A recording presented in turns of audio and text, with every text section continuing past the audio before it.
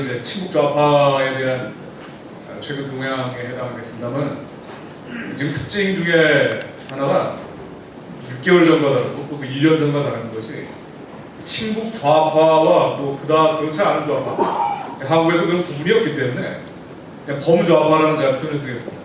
그런데 예전에는 굉장히 좀 다양하게 활동을 했었습니다. 그런데 현재는 이 친북 좌파는 그렇지 않은 좌파가 혹시 있다면 포함해서 범좌파, 지금 하고 있는 행태를 보면은 아주 단일한 그 행태가 국회 안에 있든지 아니면 국회 밖에 있든지 간에 대한민국의 질서를 파괴하는 형태로 단일하게 나타나고 있습니다. 그래서 지금 이 한국의 이 화면을 보시면은 사진하고 영상으로 제가 설명을 드리겠습니다.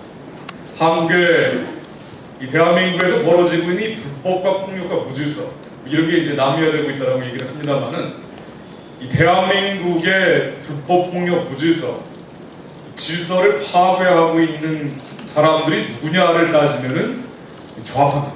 범좌파입니다. 그래서 친북 좌파 역시 노무현 정부 때나 김대중 정부 때는 다양한 통일전선 활동이라든가 그런 걸 전개했었는데, 지금은 국회 안에 있는 민주당, 민노당, 진보진당 이런 세력들과 함께 대한민국의 질서를 파괴하는데 모든 에너지를 다 투사하고 있는 것으로 지금 판단이 됩니다. 이 대한민국의 불법 폭력 무질서, 왜 질서와 법치가 회복이 돼야 되느냐? 이건 사실 재론의 여지가 없는 것이죠. 이 대한민국이 현재 OECD에서 30개국 조사를 해봤더니 법질서 준수하는 순위가, 여기에 선진국이 아닌 나라 몇 개 나라가 있습니다만은 27위, 28위 이렇게 나와요. 이 교통사고가 벌어지는 비율 따지면은 27위 정도고, 법질서 준수하는 순위를 따지면은 30개국 중에서 27번째, 27번째 정도로 나오는데, 그러니까 마지막 순위입니다. 선진국에 비해서 법질서를 준수하는 정도가 굉장히 떨어지고, 이러다 보니까 지난 10년 동안 만약 대한민국이 법질서를 잘 지켰다면이라는 가정을 가지고 연구를 한 레포트를 보니까 매년 1%씩 경제가 성장했을 것이다. 10년 동안 법질서를 이런 식으로 파괴하는 세력들이 법의 테두리 안에서 활동했다면 매년 1%씩 경제가 성장해서 10% 정도 성장했을 것이다 라는 보고가 나온 적이 있습니다. 그래서 이 대한민국의 범좌파 세력의 이 불법 폭력 무질서라는 것은 가장 직접적으로는 대한민국의 성장 동력을 파괴하죠. 그래서 선진국이 못되게 만들고 있습니다. 이게 가장 피상적인 문제점입니다. 그런데 사실 이거는 그 피상적인 문제고 더 근본적인 문제가 있습니다. 이 대한민국의 남미화라는 걸 간단히 보여드린 차트입니다만은, 더 근본적으로 따지면은 이러한 범좌파 세력들이 이 북한의 대남 노선과 연결되어 있다는 데서 대한민국의 체제를 전복하려는 그런 의도와 맞물려 있다. 이게 사실 더 큰 문제죠. 그걸 제가 후반부에 설명을 드리도록 하겠습니다. 이 대한민국의 불법 폭력 무질서 세력들을 지금 도표로 만들어 본 겁니다.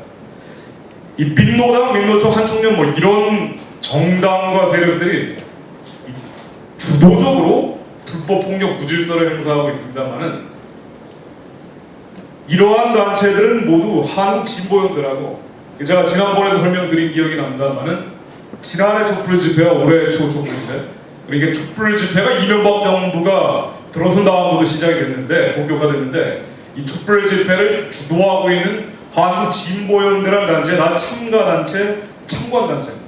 이 진보연대라는 회의체 안에 들어가서 민노당은 국회 안에서 이걸 실천하고, 민노총은 작업 현장에서 실천하고, 전교조도 민노총 소속이니까 전교조 같은 경우는 학교 현장에서 이걸 실천합니다. 그래서 이 진보연대라는 방향성 아래서 이러한 단체와 정당들이 각각의 섹터별로 실천을 하게 되어 있습니다.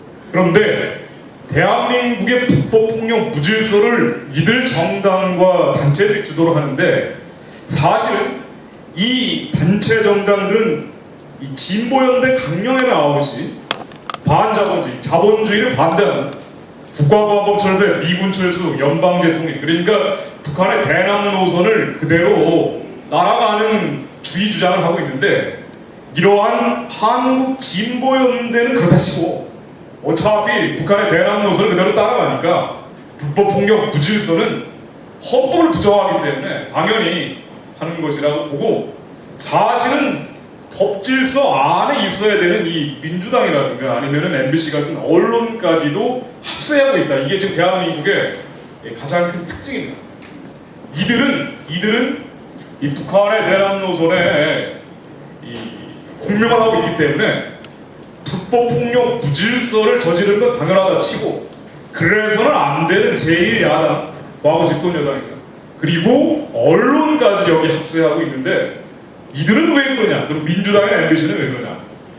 이러한 대남 노선, 북한의 대남 노선에 공명하고 있는지 없는지는 공개적으로 모르겠습니다만은 이 사람들은 이제 철밥통을 지키자는 거예요. MBC나 민주당 같은 경우는 자신들의 이 정치적 기득권을 지키기 위해서 이러한 세력들과 합세하고 있습니다. 지금 벌어지고 있는, 대한민국에서 벌어지고 있는 불법 폭력 무질서는 다 이러한 플롯대로 벌어지고 있습니다. 예를 한번 들어보겠습니다. 쌍용 사태, 이제 사진하고 영상을 좀 가져와 봤는데, 이 쌍용 사태 지금 마지막 며칠 전에 이 쌍용 사태가 진압이 되면서 진압하는 당일날 시내에서 학생들로 보이는 대학생들로 보이는 친구들이 나눠주는 찌라시 내용을 보면 이것은 학살이다, 살인진압 중단하라, 여기는 지옥입니다, 이렇게 선동을 하고 있습니다. 그런데 이게 단순히 장외에서 벌어지고 있는 선동이 아니라 뭐 MC 라디오로 들어도 이런 내용들이 그대로 나옵니다. 실제로 이랬느냐? 실제로 쌍용 사태가 벌어지고 있는 모습들입니다. 뭐 이 대형 새총 설치하고, 이거는 이 석궁입니다. 사제 석궁. 이게 대형 새총이나 사제 석궁에다가 실어가지고 날리는 이 볼트의 크기입니다. 담배만 하죠. 이 담배값 크기만한 볼트를 날리거나 아니면은 이런 볼트 너트 20개 내지 30개 정도를 사제 대포에다 넣어가지고 쏩니다. 이게 사제 대포 모습이거든요. 이런 일들이 쌍용 사태가 벌어진 평택공장에서 계속 진행돼 왔습니다. 그런데 여기에 대해서 범좌파 세력, 민주당, MBC는 물론이지만 아까 제가 말씀드린 한진보연대 계열의 이 노골적으로 북한의 대남 노선을 공명하는 세력들 모두 다 한 목소리를 내서 이것은 경찰의 강경진압, 와인진압, 심지어 살인진압이라고 주장합니다. 그러나 이 쌍용 사태가 벌어지고 있는 현장 모습들을 보면 전혀 이들의 선동과는 다르죠.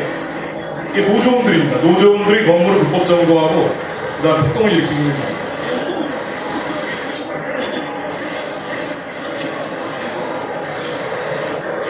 저런 장면을 보면 저 대한민국이 아닙니다. 저기 더 이상 법치라든가 뭐 법치까지 말할 것도 없고 정부가 없죠. 무정부 상태. 이 대포입니다. 이 대포를 이 안에다 볼트너트 20개 내지 30개를 넣어서 경찰을 향해서 발사를 하죠. 이 평택에서 계속 벌어졌던 일들입니다. 이게 사제 석궁입니다. 이 표창도 말입니다. 이게 표창입니다. TV에서 절대 안 나오죠, 저런 장면.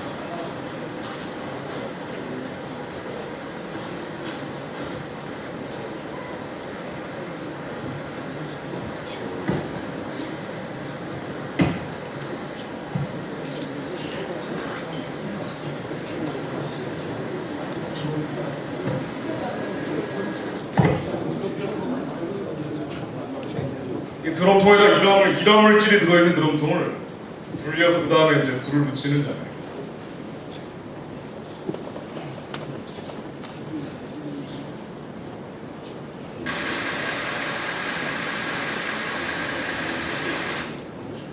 볼트를 목에 맞았습니다. 이 경찰은.